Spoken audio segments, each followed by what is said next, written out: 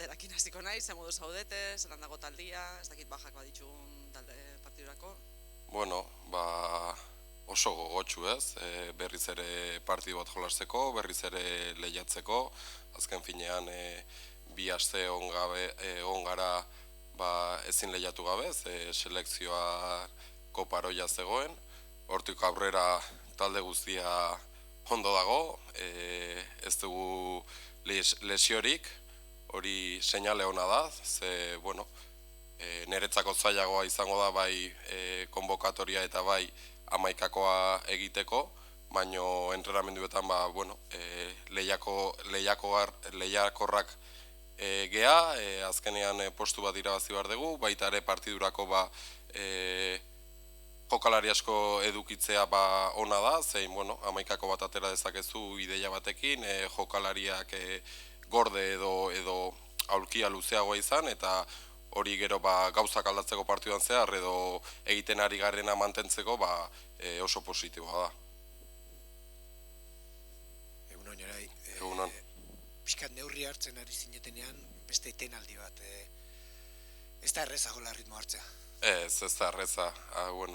Azkenian egutegia denboraldi hasieratik bagenekien, eta pena bada, ez? Azken finean, jokalariak jolastu nahi dute, entrenatzailea ere jolastu nahi du, emaitza txar bat ateratzen baldin badezu, segituan nahi dezu berriz jolastu, emaitza honak ateazkeo kontinuitatea eman nahi diozu, horrela zaila da.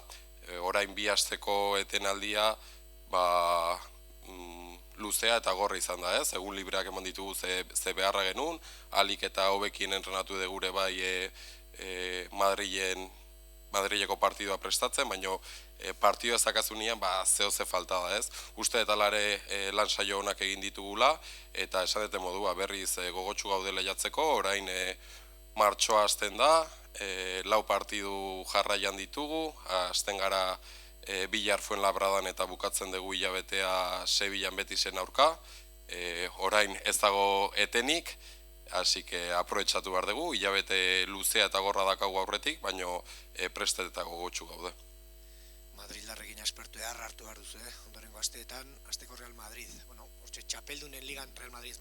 Txapeldunen ligan sartzeko asmotan dabilen talde bietako bat, aurkari gogorra. Bai, aurkari gogorra, ona eta zaila, ez?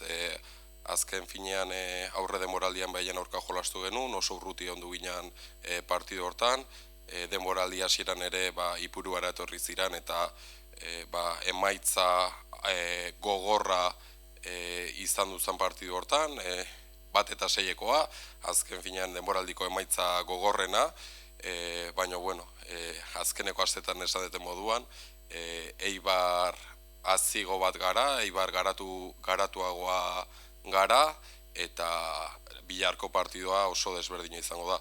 Zaila, aurkaria, goiko postuetan dagoen aurkaria, bere helburua hor goran mantentzea da, horretarako garaipena behar dute, gu beste helburu badakagu, baina baita ere puntuen bilagoaz Bilar Fuenlabradara. Eibar aldatu inda aurre denboralditik eta lehenengo partidu horretatik, eurak bai aldatu indira, galdu inda bekundan hangi, talde baten jokalari asko daude, baina hori diferentziara da, ez dago inolako zalantzarik, ez dakit ahuldu badan, aurkari ahulago espero baduzu, eta kontutan hartuta zuek bezelan aldatu zarien, ze partido mota espero duzu?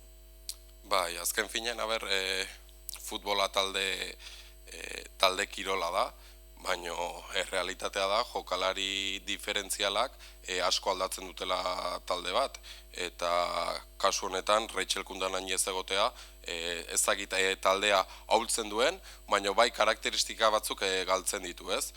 Aurrekoan Levanteren aurka jolastu genuen moduan, baita ere, Levante ez da berdina Mairarekin edo Mairara gabe.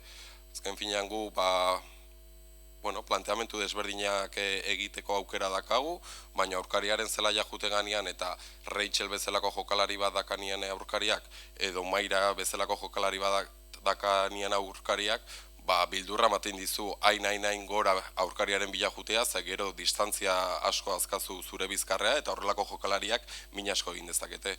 Hortik aurrera, bai ez dago Rachel, baina orain dago Quiroz, aurrelari ona, Brasildarra,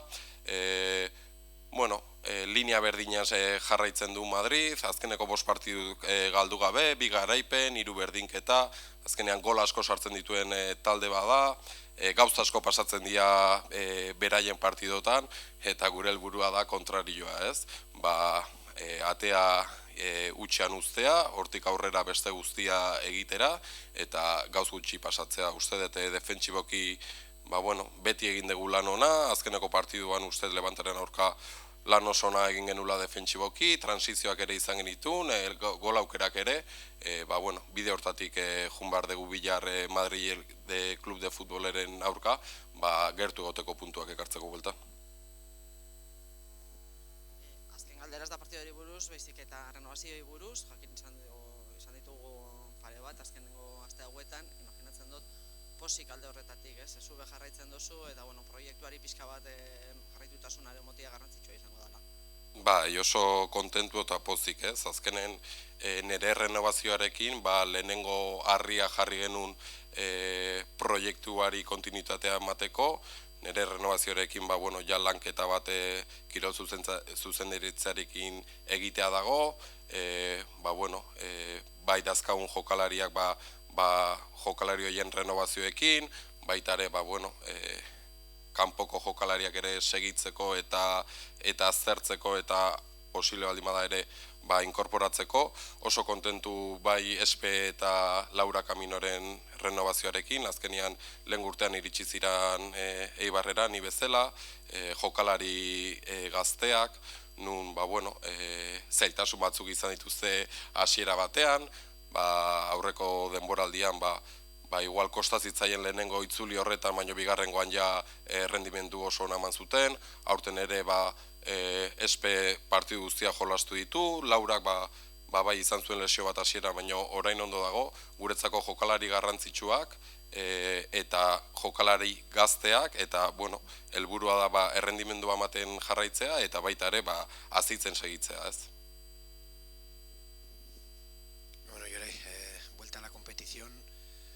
Estabais en un muy buen momento, llega el parón, ¿qué tal volvéis del parón?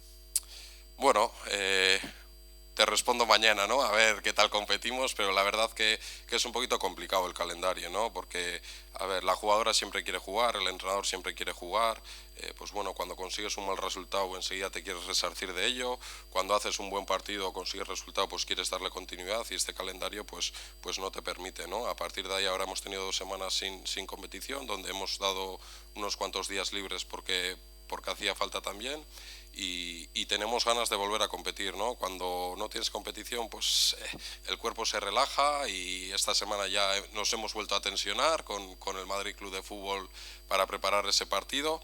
El equipo está bien, la plantilla completa está disponible, tenemos ganas, ¿no? Pero como bien has dicho, después del partido que hicimos contra Levante nos hubiese gustado que llegase cuanto antes el Madrid Club de Fútbol, pero el calendario es como es, toca así. Hemos estado paradas, pero ahora tenemos un mes donde no va a haber parón, ¿no? Tenemos 4 partidos importantes, donde empezamos mañana contra el Madrid Club de Fútbol y acabaremos el mes en Sevilla contra el Betis. El equipo seguro que mañana rinde y compite bien. Os espera un empacho tremendo de madriles, empezar con el Madrid, un equipo que aspira a Champions, que pelea por esos puestos, a priori un partido complicado el de mañana. Sí, partiendo que para nosotras pues todos los partidos son complicados, cuando te enfrentas a equipos de ese top 5 que están cerca y por la pelea de la Champions, más complicado aún, ¿no? Madrid Club de Fútbol es un gran rival donde domina muchos registros, sobre todo en ese momento con balón, en esos ataques organizados. Sabemos que tenemos un calendario complicado, empezando por el partido de mañana, pero estamos con confianza. Creo que el partido que hicimos la otra vez en casa contra el Levante nos tiene que dar la confianza que somos capaces de competir contra estos rivales también, ¿no? Así que difícil sí, imposible no, seguro que hacemos un buen partido y ojalá nos podamos traer puntos de vuelta para Eibar.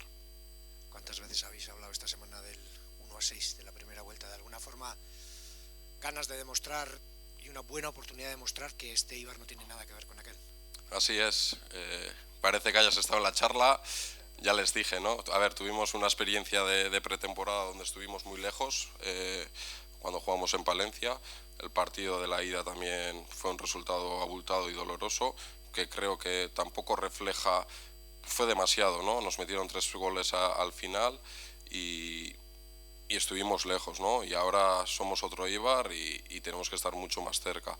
Hemos aprendido mucho, estamos compitiendo mejor, estamos dejando la portería a cero o encajando pocos goles, nos estamos manteniendo en esos minutos finales que son importantes. Es un Eibar diferente el que vieron aquí el Madrid Club de Fútbol con el que le van a ver mañana y tenemos no ganas de resarcirnos, sino de demostrar que somos capaces de hacer mejores partidos de los que hicimos al principio y los estamos haciendo. Ahora hay que darle continuidad, demostrarlo mañana. Somos un equipo, como bien he dicho en otras ocasiones, que nos adaptamos a lo que toque en casa, fuera, dependiendo del rival.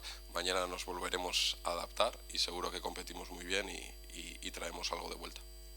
Y como decía Maya, hablando de continuidad, al igual que en el equipo masculino, están llegando renovaciones importantes. Eso demuestra también que el club confía en este proyecto. Sí, el club confía en el proyecto. El año pasado, con mi llegada, pues bueno, se estableció un poco internamente un proyecto de 2 años para poder volver a Primera División. Lo conseguimos en la primera temporada y con mi renovación en enero, pues bueno, se puso esa primera piedra para trabajar en el proyecto de continuidad, ¿no? A partir de ahí, pues yo con la dirección deportiva ya podemos empezar a trabajar pues distintas renovaciones de jugadoras de la plantilla y es el caso de Espe y Laura Camino, ¿no? Son jugadoras que también llegaron la temporada pasada, jugadoras jóvenes donde nos están dando un buen rendimiento, donde están creciendo a nivel personal y futbolístico y creo que es importante que jugadoras de ese perfil puedan seguir en el Eibar, ¿no? Muy contento de que puedan continuar, de poder seguir contando con ellas y ahora el objetivo es acabar la temporada lo mejor posible, que sigan rindiendo al nivel que están rindiendo y creciendo como están creciendo para acabar bien esta temporada y estar más preparadas para la próxima. Eskerrik asko. Zuei.